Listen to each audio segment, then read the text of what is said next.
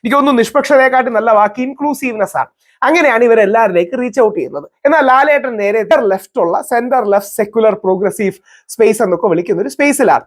എന്നാൽ ലാലേട്ടൻ നിൽക്കുന്നത് centre right ആണെന്ന് കാണാം. ഇതിൽ പ്രത്യേകം ശ്രദ്ധിക്കേണ്ടത് ശ്രീ മമ്മൂട്ടിയുടെ ഒരു ചിരിയുണ്ട്. ആ ചിരി കൂടിയാണ്.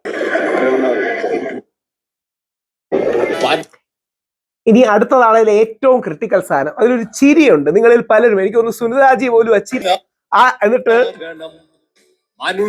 മനുഷ്യനാകണം, മഹാതാരം ഒന്നും ആയാ പോരാന്നൊക്കെ പറഞ്ഞ് നിൽക്കുന്ന സ്പേസിൽ നിന്ന് ഇവർക്ക് അങ്ങനെ പറയാൻ പറ്റൂ എന്നുള്ളതാണ് സത്യം. ഈ സത്യം മനസ്സിലാക്കാതെയാണ് അത് കഴിഞ്ഞിട്ട് മതി എന്നാണ് എന്റെ അഭിപ്രായം.